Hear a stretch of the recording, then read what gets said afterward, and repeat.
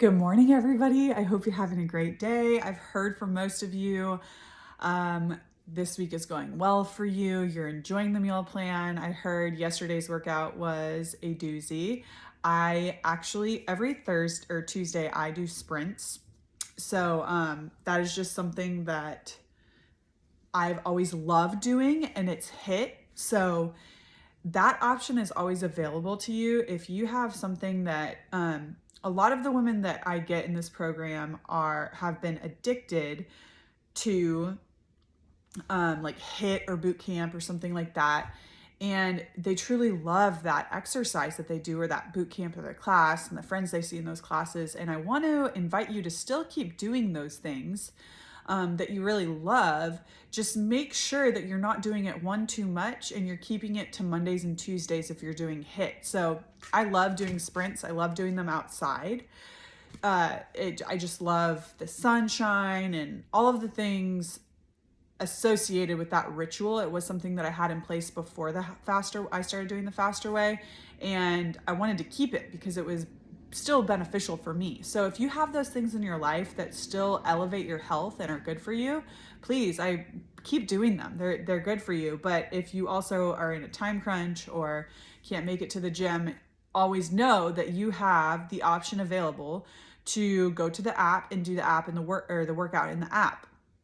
If you're a mom and you're like, well, man, my baby's not sleeping today, so I'm not going to be able to go on that run, or I don't have a jogging stroller, or whatever the issue is, work ran late, you still can come home and do the workout and not be tied to a gym or anything like that.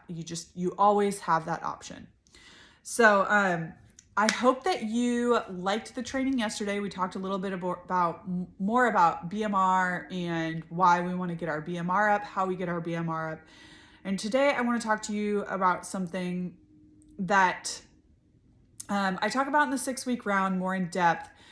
I'll talk about it today a little bit. I'll touch on it because I want you to start thinking about it for your health and wellness. And that is stress. So when we look at the foundational pillars of the faster way and what is going to make you successful in burning fat, managing stress is one of those things. So when we talk about managing stress, it's helpful to know that there is good stress. It is good to put our bodies under stress for small periods of time to promote muscle growth. And stress in our life is inevitable. We are going to have stress in our life. However, the way that we deal with stress and manage stress is extremely important. So let's talk a little bit more about that. So we have both internal and external forms of stress on our body. Now, when we talk about chronic stress or stress that you continuously experience over time, that is the type of stress that we want to get away from, chronic stress, okay? So some examples of an external stress would be like financial issues, being super, super busy, never giving yourself a break. Working out every single day would be an external stressor that could give you chronic stress. Having relationship difficulties, not seeing eye to eye with your partner, or just any relationship in your life that you value. Big life changes, death of a loved one, divorce, not having a job, something that gives you a lot of uncertainty in your brain, work, school. Those are examples of external stressors. Now, some examples of some internal ones are negative mindset, negative self-worth, inability. So listen to this, inability to accept in uncertainty. So somebody who there are a lot of things in this life that are uncertain, and this one speaks specifically to me.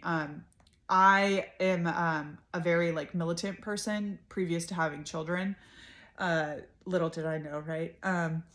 And when you are unable to cope with the fact that sometimes your plans are going to go awry, that will cause internal stress in your body that will turn into chronic stress. And these things that I'm talking about cause a chemical reaction in your body that allows your body to store more fat. Here's why. When we were, I want you to think back to hunter-gatherer days. There was no technology. There weren't all these, billboards and all these things constantly being thrown at your eyeballs. It was just life, living, right? Trying to find food, very basic primal life. Our systems were made for that time period. Our nervous systems were. So we have a fight or flight. And during that time, there were a few instances where we would be stimulated to fight or flight. Our fight or flight would rise up if we were being chased by an animal, whatever the threat was for survival. Our bodies don't know the difference now between, somebody honking the horn at you during traffic and a saber-toothed tiger chasing after you. That our nervous system can't tell the difference. All we know is that we're stressed. So these stressors that we have in our modern day life that are in our face constantly, blue light, children screaming, traffic, just all of the things you deal with on a regular basis put your nervous system in a state of distress. And you will find if these things you're constantly bombarding your body with these events, a couple of different things are going to happen. You're going to have increased belly fat. You're going to increase the rate at which you store fat in general. It raises your blood sugar, increases hormones, increases your cravings, and it reduces the access your body has and the ability to actually burn fat. So it's really important that adrenal fatigue is another one. Adrenal fatigue is something I talk more about in our rounds and how to treat it. But adrenal fatigue is very common in postpartum women because you are just so stripped of all your nutrients. So these stressors build up, give you chronic stress, and it helps you store fat as your body's way of saying, I'm under stress. I need to survive, so I'm going to store more fat for survival. So managing stress is key so that we can get rid of our body telling us, oh my gosh, survival, threat, I have to store fat. We want to try to calm down our body, cope with stress better, and manage our lives in a way that we are not as stressed as this world is making us be, right? We have so many things. There are going to be people pulling at you constantly if you let them. So I want to give you a couple tips that can help you manage stress to help burn fat, specifically in your midsection. So one of the biggest and most effective ones is telling people no. I cannot. Sometimes I hear women and men tell me the expectation of their day to day, and I'm like, no. I mean, just flat no. You need to tell people no. You cannot take care of other people and other obligations until you start taking care of yourself. So please learn to say no. Avoid people that stress you out and don't make you the best version of you. If you have that girlfriend that's always like, hey, let's go grab a bottle of champagne and drink. That practice in itself causes anxiety and depression, drinking alcohol excessively. So, maybe it's time to hey, maybe let's do something else. Let's go for a walk or, and if your friend doesn't want to meet you there, then, think about what you want and your goals and how you're going to achieve those goals. Avoid situations that stress you out. I'll tell you what, I don't leave my house after 4:30 p.m. because traffic, I've mentioned it a couple times, stresses me out. I don't do it anymore. It's just who I am, and it makes me a happier person. Limit exposure to the news. If 2020 didn't tell us that, I don't know what will. Give up on pointless arguments. Don't try and teach an old dog new tricks. You're going to waste your time. Escape the never-ending to-do list. Or, I love a good to-do list. Slate it over a couple days if it's too much. To-do lists are very helpful. Just spread it out so it's not all pounding on you in one day. Reframe situations. If you find yourself being incredibly negative about your day every day, it's time for you to look at your day and reframe it in a positive light. That internal stress that you put on yourself and that reframing and making things, brighter in your mind, inside your body, is going to help with losing fat, believe it or not. So reframe, lower your expectations, roll with the punches of life, practice acceptance, be accepting of people and loving of people, be grateful. We are so lucky. You are so lucky you are able to sit here today and listen to this amazing program and have access to all this information. Be grateful.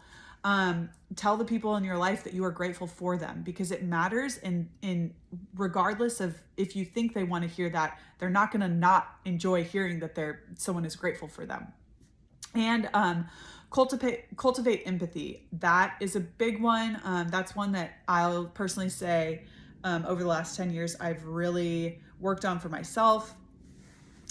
Giving people and showing people empathy. We're all struggling through this life, and the quicker that we link arms and really savor this community that we have together, the happier we're going to be.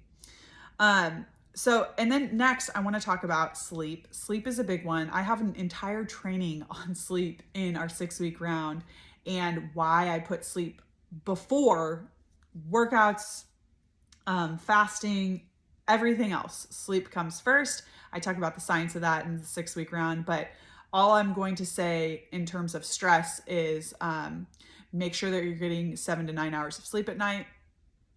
If you have littles, a newborn baby, take what you can, but no, the science tells us that not sleeping and then exercising will backfire on you. So take it for what it's worth. Getting walks and movement in is great, but if you're not sleeping well, that's a problem, and it's going to hinder fat loss. And then lastly, gut health. This is a huge stressor on our bodies, and there is a lot more research coming out about gut health, how it attributes, first, how it stresses our body and our systems out, but also how it affects mental health. And this is something that I've seen firsthand in my life.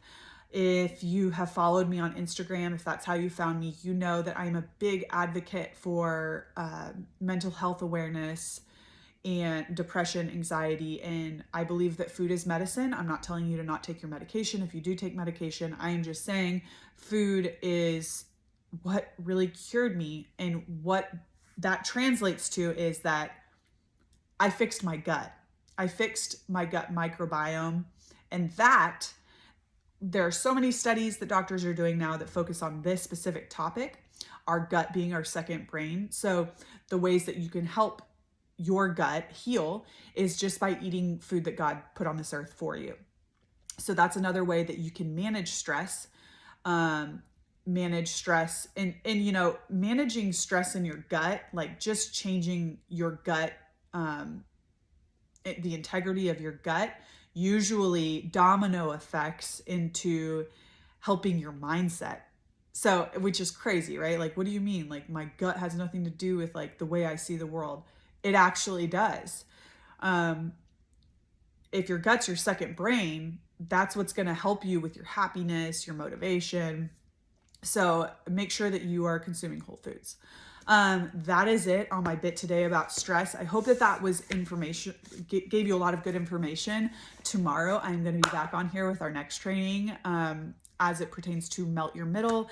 If you are interested in more of the concepts, learning more about the science portion of this program, join my 6-week round. It starts on the 27th. It's $199. If you grab a friend, it's $100 to add them on, and you can split it $150. You will learn so much. It's a great community. You'll have access to all the meal plans, the app, macro counting, all the workouts. It's a brand new workout every single day. I would love to see you on the 27th. Y'all have a great day. I'll see you tomorrow. Bye.